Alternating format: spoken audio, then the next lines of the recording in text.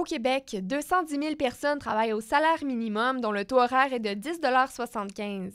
Pour ce qui est du nombre de personnes travaillant à 15 $ de l'heure et moins, il monte à 900 000. Pour plusieurs de celles-ci, les besoins de base ne sont pas toujours comblés. Plusieurs mouvements tels 5-10-15 ou encore 15 $ maintenant font entendre leurs revendications afin de sensibiliser le gouvernement à augmenter le salaire minimum à 15 $ de l'heure. Selon la porte-parole du collectif pour un Québec sans pauvreté, Virginie Larivière, les travailleurs à faible revenu n'arrivent pas à boucler leur mois en travaillant au salaire minimum. Au collectif pour un Québec sans pauvreté, on a toute une palette d'options puis de solutions à proposer puis à mettre de l'avant en matière de lutte à la pauvreté.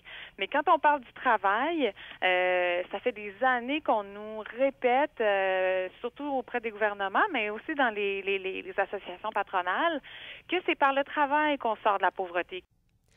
Pour les institutions économiques québécoises, cette hausse pourrait entraîner plusieurs effets néfastes. Premièrement, le décrochage scolaire pourrait être une option pour les jeunes qui ne se plaisent pas dans les études et qui seraient tentés de se trouver un travail qui leur permette de vivre confortablement. Deuxièmement, à l'instar de la France, cela pourrait avoir un impact sur le chômage, car l'offre d'emploi serait moins élevée.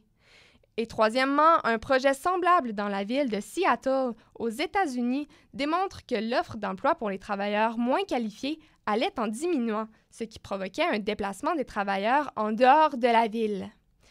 Le vice-président de l'Institut économique de Montréal, Jasmin Guénette, est d'avis que les principaux effets néfastes se feraient surtout sentir auprès des travailleurs touchés. Selon lui, il est difficile de concevoir que l'économie du Québec est assez forte pour supporter une hausse de 40 % du salaire minimum du jour au lendemain. Jasmin Guénette pense qu'il y a d'autres solutions possibles, dont la mise en place d'aides ciblées. Parmi les mesures ciblées qu'on peut penser, il y en a deux qui sont des mesures fiscales. La première, c'est un remboursement de TPS et de TVQ plus généreux. Aussi de relever le seuil à partir duquel tu dois commencer à payer de l'impôt. Fait que plutôt que de mettre ça à 11 000 $, qu'on commence à payer de l'impôt seulement à partir de 15 000 $ ou 16 000 $. Donc, on a une exemption d'impôt plus élevée pour permettre aux gens de gagner, de conserver plus d'argent dans leur poche. Puis, la troisième mesure ciblée, ça pourrait être une mesure comme aider un aide ciblée au logement, une aide ciblée pour l'épicerie, une aide ciblée peut-être pour avoir des allocations familiales encore plus bonifiées. Pour sa part, l'économiste Pierre Fortin propose une autre piste de solution. Augmenter le salaire minimum, c'est une des façons d'augmenter le revenu des travailleurs qui sont au bas de l'échelle. Moi, personnellement, je pense qu'à l'heure actuelle, les travailleurs à salaire minimum sont trop taxés. C'est-à-dire que même si vous faites 21 000 $, qui est à peu près le montant de revenus annuels que vous allez faire en 2016 en ayant travaillé toute l'année à salaire minimum, ce 21 000 $-là, là, le gouvernement vient vous en chercher, mettons, 2 000 $. Et donc, je pense que ce 2 000 $-là, il faut autant que possible le réduire ou l'éliminer. Et on peut le faire en réduisant les impôts, l'impôt sur le revenu que ces gens-là sont obligés de payer à l'heure actuelle.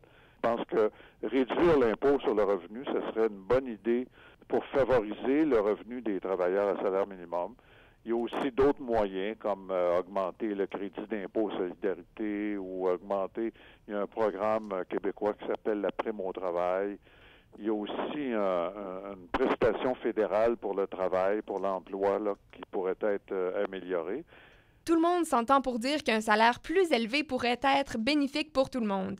Par contre, le Québec doit s'entendre à ce qu'il y ait un compromis entre le salaire minimum que les travailleurs veulent le plus élevé possible, tout en évitant de répandre le chômage en provoquant une réduction de l'offre d'emploi. Plusieurs pistes de solutions sont proposées et un dialogue entre les deux parties pourrait en venir à une conclusion gagnante pour tous.